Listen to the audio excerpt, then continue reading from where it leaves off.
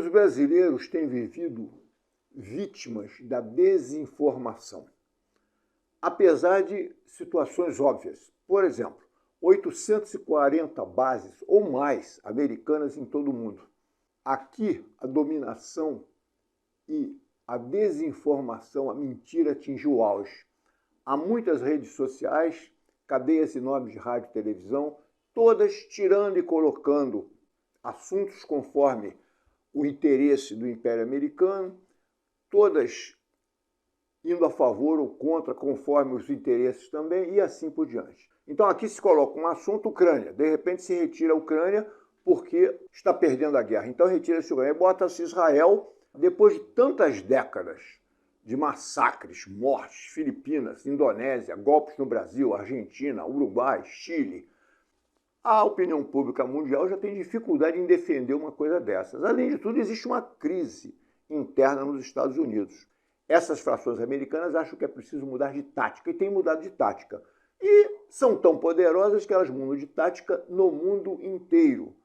Tomam para isso respaldos científicos. Por exemplo, o caso da teoria do desastre, que a Naomi Klein bem coloca, que eles tiraram da Universidade de Chicago, causa um desastre, um impacto na população e fazem votações e vencem. Aqui no Brasil nós tivemos, provavelmente, essa facada. É óbvio que existe uma manipulação da mídia para que não se saiba exatamente o que aconteceu. Porque houve novas tecnologias, novos meios de comunicação digital, que estão sendo manipulados por quem? Pelos seus criadores, principalmente o Império Americano. Não sei o que lá, eles manipulam a informação, condicionam comportamentos, manipulam dados e usam politicamente os celulares, etc. E a desgraça no Brasil, nessas décadas todas, que foi da direita, de um governo americano, do imperialismo americano, ela é atribuída em grande parte à esquerda. Milícias que se formaram ligadas ao Estado, no começo com o objetivo de colocar uma ordem que o Estado não colocava, na verdade completamente ilegais, ligadas a tráfico de tóxicos e ainda utilizando a religião. Manipulam massas religiosas artificiais no sentido de conseguir poder e atuar politicamente. Então nós temos aqui, isto sem contar o tradicional jogo do bicho ao meio disso tudo, que tem aí mais de 100 anos, e a não repressão, a não solução disso pelo Estado, quando o jogo do bicho está envolvido em assassinatos, crimes, etc., mostra o quê? Mostra que o Estado está envolvido e corrompido ao meio disso tudo. Desrespeito à Constituição Federal, baseado na Bíblia.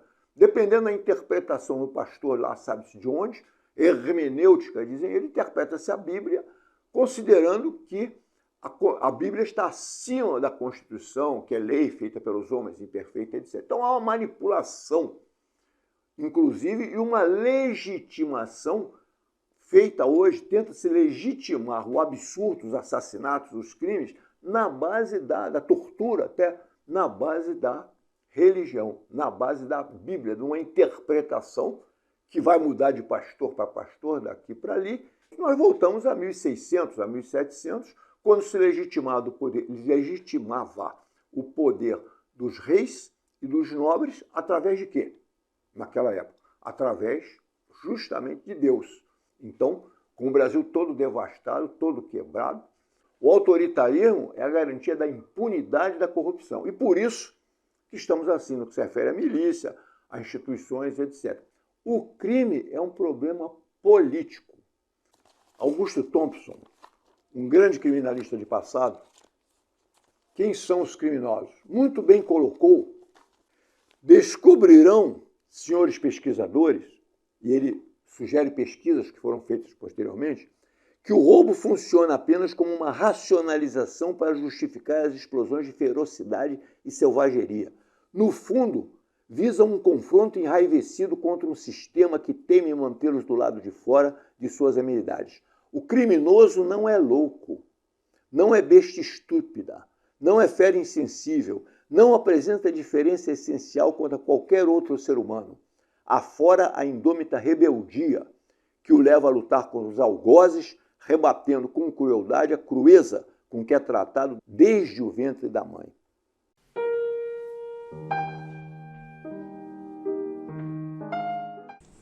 Hoje eu vou falar com vocês sobre o isolamento causado pelas relações da internet. Nós estamos vivendo um momento tecnológico. A importância da tecnologia, ela é inegável. Mas para as relações parentais, amorosas ou de amizades, elas estão causando distrações, porque as pessoas, ao invés de estarem juntos numa conversa mais aprofundada sobre temas mais íntimos, elas usam o celular como um recurso para desviar-se do assunto. O celular e a internet tornam-se mais atrativos do que o próprio diálogo com o seu parente ou a própria educação, né, do seu filho fica distanciado. Enfim, o que eu quero trazer é que o isolamento pode estar gerando doenças de solidão, tristezas, amarguras. As pessoas estão intolerantes. Então, elas usam a tecla delete. A tecla delete, ela foi criada para a gente realmente apagar aquilo que a gente não quer.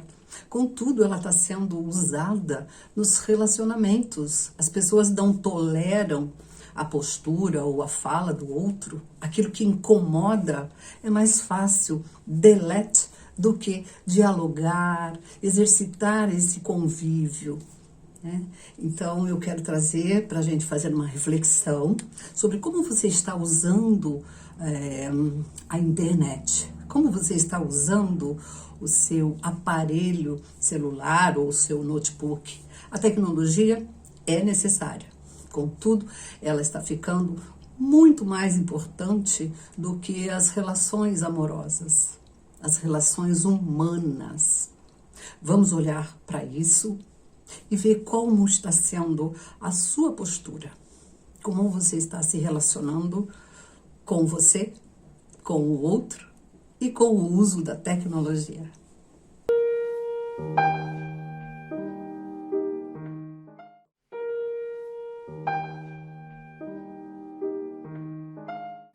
Companheiros, hoje eu vou me ater a uma questão específica da cidade do Rio de Janeiro. E por que da cidade do Rio de Janeiro? Porque aqui nós tivemos uma das maiores universidades privadas, que foi a Gama Filho, né? E essa universidade foi à falência, foi juntada com uma outra universidade que se escrevia inclusive erradamente, escrevia universidade com C, isso era um marketing, ela criando um grupo Galileu. Esse grupo Galileu, ele congregou tanto a universidade quanto a Gama Filho. Essas duas instituições foram à falência.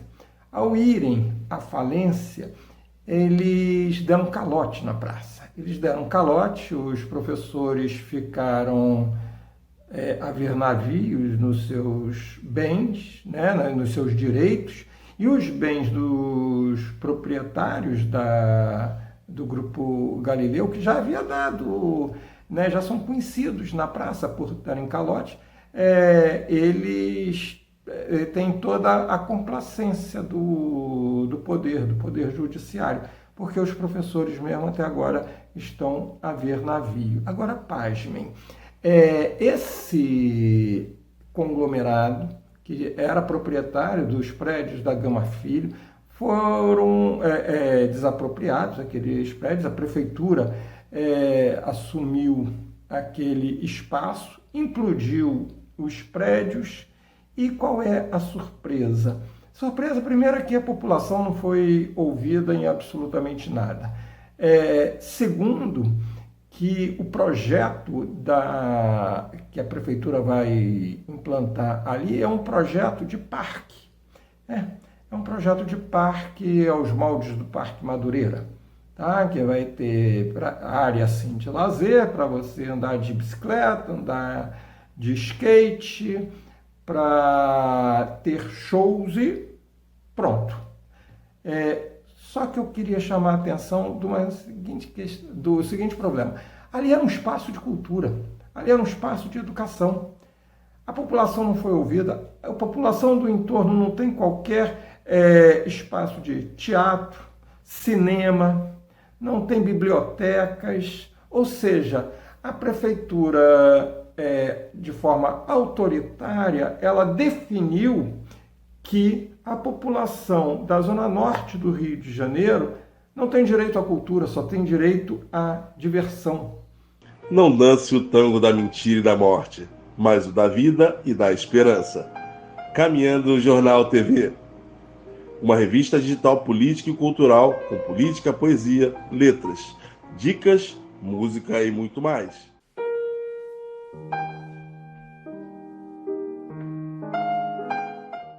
Meus amigos, essa análise de Arbex Júnior é colocada aqui porque se trata, na nossa opinião, da mais sintética e resumida análise sobre o que ocorre hoje na Palestina. Muito boa, curta e incisiva análise de Arbex Júnior. Bom, o que nós estamos assistindo hoje lá em Gaza é uma operação de caráter colonial, talvez a última no século XXI. O destino dessa operação vai, em grande parte, definir um novo mapa geopolítico do mundo nesse século. Hoje, dia 14 de novembro, eu acabei de ler uma notícia no jornal Haaretz, que é um dos principais jornais de Israel, em que eles dão em duas linhas, eles dão conteúdo daquilo que está acontecendo em Gaza. Quais são essas duas linhas? Diz a notícia o seguinte: o governo de Israel, a polícia dentro de Israel, está prendendo cidadãos árabes que vivem em Israel e militantes de esquerda. Pronto, está dado o conteúdo já. Uma operação racista, de extrema direita, endereçada a prender, até assassinar aqueles que se opõem à guerra e ao morticínio que está acontecendo dos palestinos. Agora, por que está acontecendo esse morticínio? O que está em jogo ali? Novo mapa geopolítico do Oriente Médio. Qual é o plano do imperialismo para aquela região? Eles têm que expulsar a população palestina de Gaza, essa é a primeira questão, porque eles querem passar por Gaza um corredor comercial e também um corredor que vai implicar a construção de oleodutos, petrodutos, gasodutos, que vão unir Índia, os países do Golfo Árabe, Arábia Saudita, Emirados Árabes Unidos, por exemplo, Israel e a Europa. A ideia é pegar toda a reserva de gás, que é fantástica, que existe na costa de Gaza, e canalizar tudo para a Europa. Dessa forma, tornar a Europa independente do gás que vem da onde? Da Rússia. Essa é a resposta do imperialismo. Implica carnificina, que implica genocídio, implica deslocar toda a população de Gaza, implica esse massacre. Só que eles estão enfrentando um obstáculo que, na minha opinião, eles não calcularam direito a dimensão desse obstáculo. É um pequeno detalhe. O que o imperialismo não levou em conta? A reação, primeiro, dos palestinos, que estão travando uma luta heróica lá em Gaza, absolutamente heróica, a tal ponto que o jornal New York Times, que é um jornal que ninguém pode dizer que seja um jornal pró-Palestina, nem um jornal de esquerda, nada disso, mas o próprio New York Times dá um artigo dizendo que a Batalha de Gaza já pode ser equiparada às grandes batalhas do século XX. Ou seja, o New York Times está comparando a resistência palestina à resistência de Stalingrado, por exemplo, ou de Leningrado, durante a Segunda Guerra Mundial. Enfrentando o exército de Israel, que é totalmente suprido, treinado pelo imperialismo dos Estados Unidos.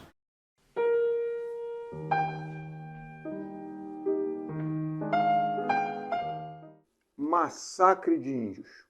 Muita gente não sabe ou não lembra o que foi feito com os índios nossos durante a ditadura. Esse pequeno vídeo é um exemplo disso. E quem quiser mais informações, procure e pesquise o relatório Figueiredo. Na ditadura militar, em nome do desenvolvimento e da segurança nacional, a mera existência desses povos representava um obstáculo para os interesses de empresários, banqueiros, latifundiários e agentes do Estado. Em 1967, foi criada a FUNAI, sob a justificativa de aperfeiçoar o trabalho do SPI, mas na prática, o órgão passou a atuar junto às superintendências para pacificar os índios considerados arredios e, enfim, acelerar sua integração à sociedade nacional. Através da emissão de certidões negativas, a FUNAI atestava a ausência de índios em determinados territórios. Com isso, possibilitava sua ocupação por indústrias como mineradoras, madeireiras e agropecuária. Foi o que aconteceu no Vale do Guaporé, habitado pelo povo Nambiquara. No início dos anos 70, o vale inteiro estava tomado pela pecuária. Os que não morreram contaminados por doenças foram atacados pelos fazendeiros. O Plano de Integração Nacional fomentou a construção de estradas, ocupando as terras de povos indígenas isolados ou em contato intermitente. É a Transamazônica, a obra da conquista definitiva de uma das regiões mais ricas do mundo. A Transamazônica afetou o território de 29 povos, entre eles estiveram os Paracanã. Eles foram transferidos 5 vezes de suas terras. Os Araueté chegaram a perder 36% de sua população original. Durante a abertura da rodovia Cuiabá-Santarém, a remoção forçada dos Panará para o Parque Nacional do Xingu ocasionou a morte de 66% da população. A construção da Perimetral Norte afetou 52 povos diferentes. A descoberta do ouro na região atraiu garimpeiros à terra dos Yanomami. A invasão do território matou 50% da população que vivia ao redor do rio Catrimani. Um dos massacres mais violentos dos militares ocorreu durante a construção da rodovia que liga Manaus a Boa Vista, atravessando o território Aimiri-Atruari. Os sobreviventes relatam aviões lançando veneno e bombas nas aldeias.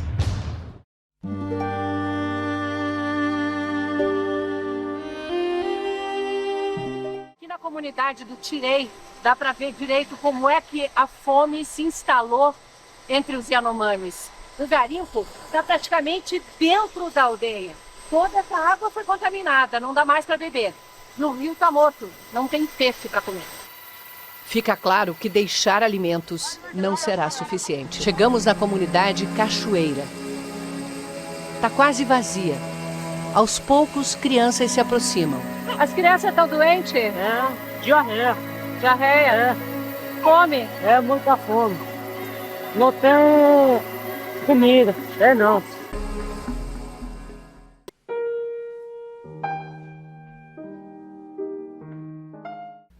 A vitória do Milei na Argentina, com uma grande margem de diferença do segundo colocado, acende uma luz amarela.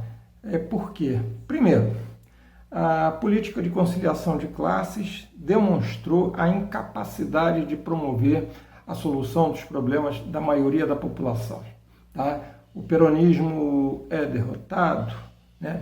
Óbvio que não definitivamente, mas aquela política gelatinosa do peronismo, que vai da direita para a esquerda, tendo centro e tal, ela se demonstrou incapaz de atender às reais necessidades da população, principalmente dos mais pobres, colocando um país inteiro com uma hiperinflação, com uma recessão incalculável. A outra coisa é que aponta também para o poder de articulação de uma extrema-direita inconsequente, pode ser, tá? E com certeza mas de uma extrema-direita que está demonstrando ter força não simplesmente para fazer um discurso populista, mas de mobilizar massas. Ela apela para o sentimental, para as necessidades básicas, como se fossem soluções tranquilas de serem dadas, além de não tocar na questão fundamental, que são as reformas estruturantes de uma sociedade opressora, de uma sociedade capitalista. Ela, portanto, ela não vai resolver também os problemas, deve jogar a Argentina num buraco ainda maior do que está, mas o que é preocupante é a capacidade que a extrema-direita tem demonstrado de mobilização, tem demonstrado também uma capacidade de convencimento, tá? Com um discurso fácil, translocado, porque o camarada, o Milei, inclusive, aparecia como super-herói e outras baboseiras mais, mas isso demonstra uma descrença total da população na possibilidade de uma solução dentro dos moldes da democracia burguesa. Isso é preocupante porque abre espaço para qualquer aventureiro de plantão. Mas, por outro lado, também demonstra que essa extrema-direita ela se articula, inclusive, internacionalmente. E vai dar trabalho. Ela não está morta. Ela não está morta na Argentina, ela não está morta nos Estados Unidos e também tampouco morta aqui no Brasil. Ano que vem teremos eleição, tá? E essas eleições vão ser, sim, o termômetro para as eleições presidenciais. Ora, o que aponta efetivamente esse sinal que acende com a ascensão do Milei ao governo da Argentina é justamente isso. É a capacidade que a extrema-direita tem tido no mundo inteiro de ocupar espaços. Ocupa na Europa, ocupa no Brasil, ocupa nos Estados Unidos, agora na Argentina, enfim, é uma extrema-direita preocupante, porque aqui na América do Sul ela tem um passado bastante recente e bastante sanguinário quando esteve no poder.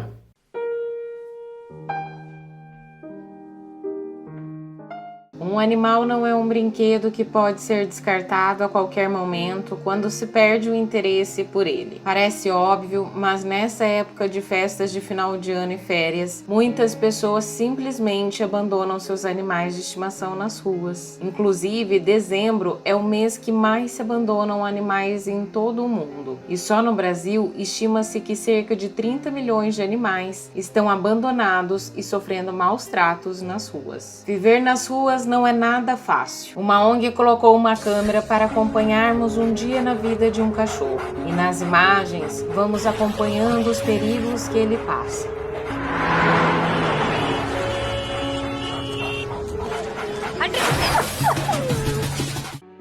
Eles precisam de nós, por isso não abandone, não vire as costas. E lembrando, maus tratos é crime. Denuncie. Note que o autor do processo judicial será o Estado e não você. Sendo assim, não tema denunciar. As organizações não governamentais possuem um papel importante e insubstituível na sociedade. Porém, exerça sua cidadania. Não se cale frente aos crimes contra os animais e o meio ambiente e exija das autoridades responsáveis as providências previstas por lei. A denúncia pode ser feita nas delegacias comuns ou nas especializadas em meio ambiente ou animais. Também pode denunciar diretamente no Ministério Público ou no IBAMA.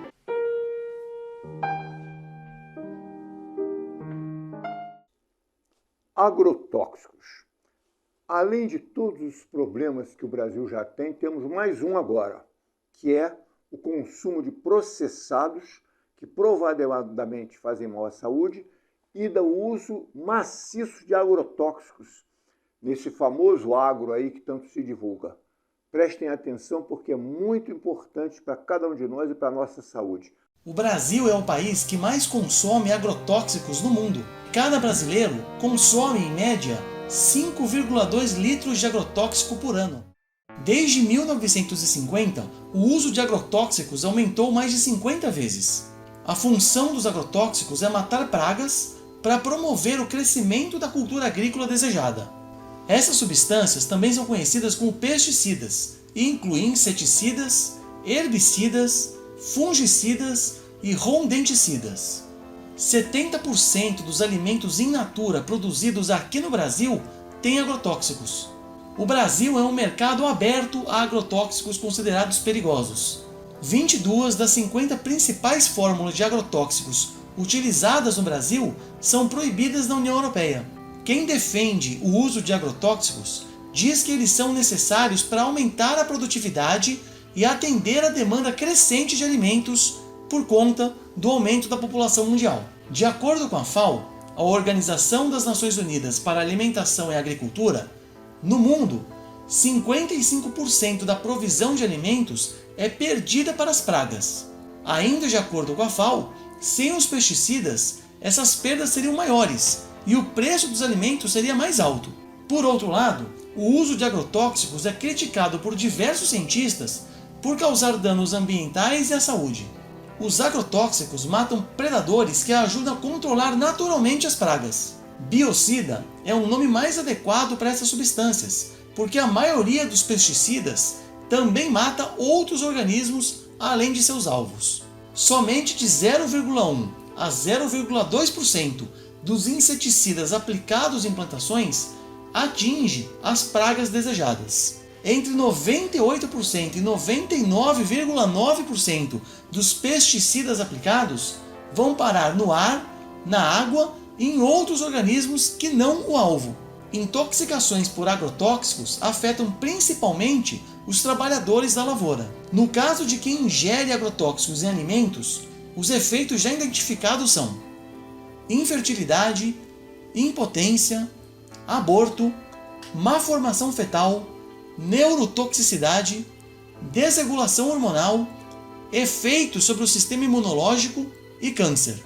75% dos agrotóxicos consumidos no Brasil são usados sobre 4 culturas: soja, cana-de-açúcar, milho e algodão. Por estar no milho e na soja, o agrotóxico está em muitos outros produtos, como pães e pizzas. A campeã de todos os produtos é a soja, que concentra 40% do uso de agrotóxicos. Afinal, estamos produzindo alimentos ou veneno?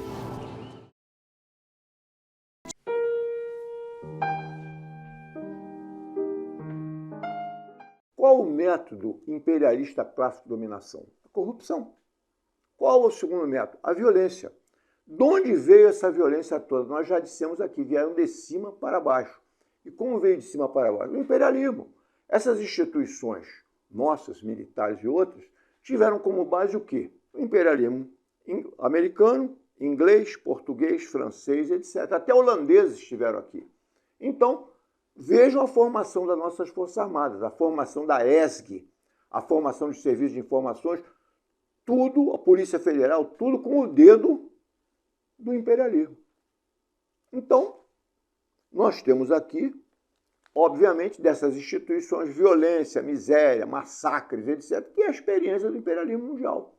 Vejam o que fizeram a guerra do ópio na China e assim por diante.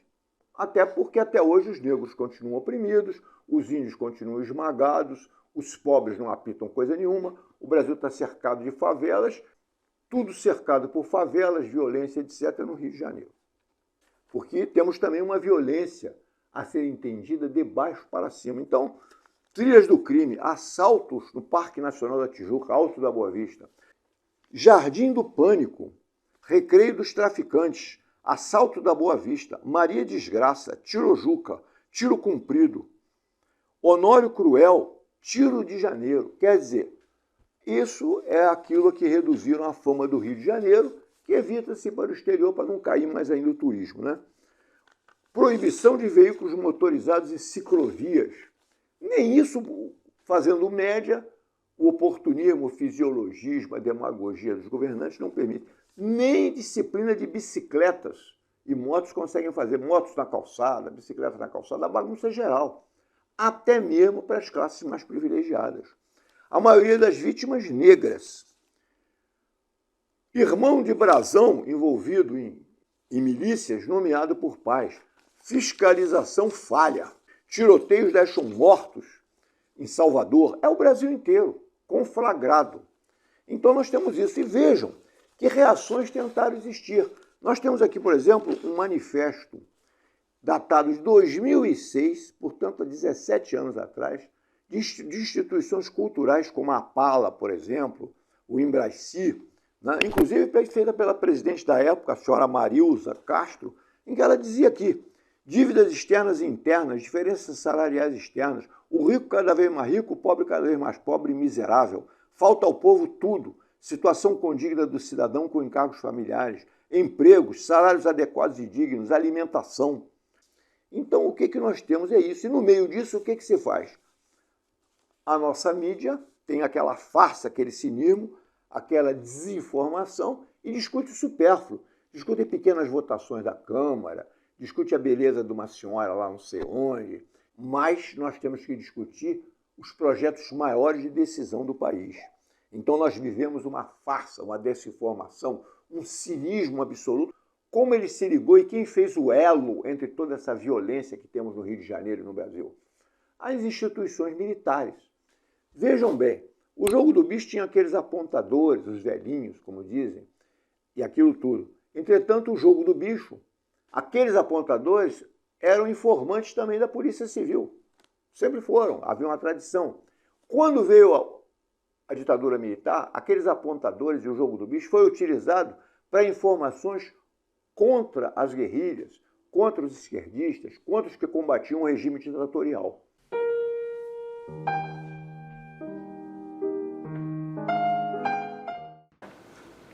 Todos aprendemos a amar o queijo, o leite, mas vocês já pararam para pensar como isso faz mal? Então, vejam esse vídeo. O leite é formado de 3 proteínas principais, caseína, albumina e globulina. Esquece essas duas últimas, a caseína, 80% do leite é formado dessa proteína, da parte sólida, falando bem explicadinho. A nível de ciência, que a caseína é a substância mais inflamatória do planeta, estudos recentes mostram que tal proteína, olha o artigo aqui, pode desencadear alergias e intoxicações. A caseína presente no leite da vaca, olha só, não é quimicamente idêntica àquela encontrada no leite humano. Logo, o organismo de um indivíduo pode identificá-la como um corpo estranho e combater com diversos mecanismos do sistema imunológico. Olha só, existem diversos estudos científicos que apontam a caseína como a substância de alto potencial carcinogênico, ou seja, que provoca câncer. E o queijo em si é gordura, sal e principalmente caseína. Reduz em 70% o consumo do queijo, principalmente prato, mussarela e o queijo parmesão.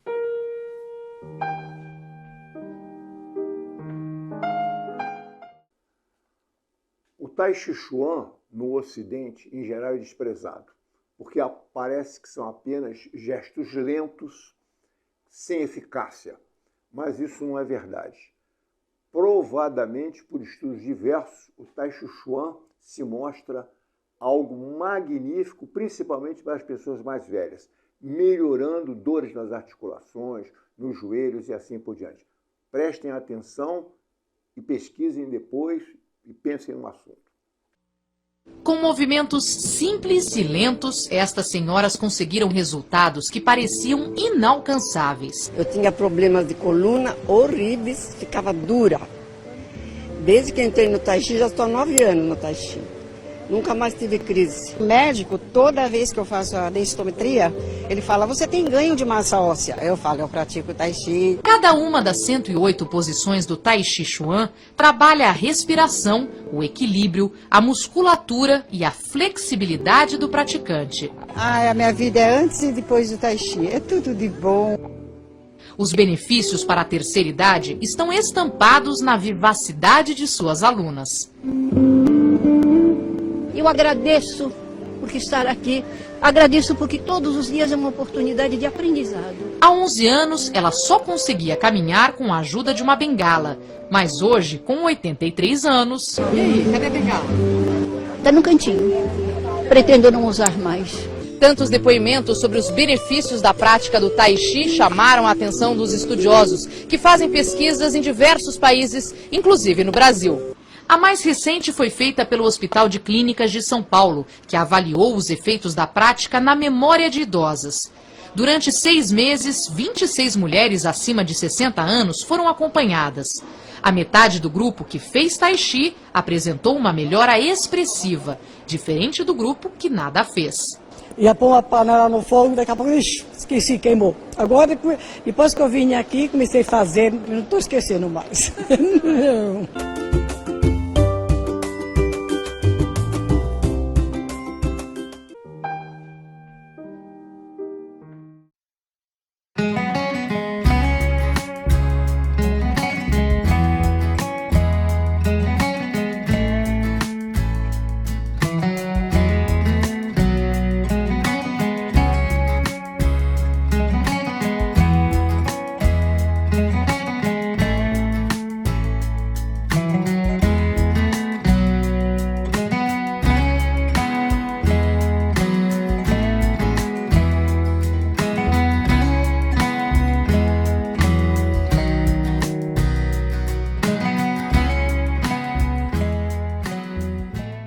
O Museu Nacional vale a pena sempre ser visto por quem não o conheceu ou por quem não vai lá há muito tempo. Agora está apresentando Eduardo Martino, que esteve no Brasil entre 1867 e 1875 e retratou as mais importantes batalhas navais da chamada Guerra do Paraguai.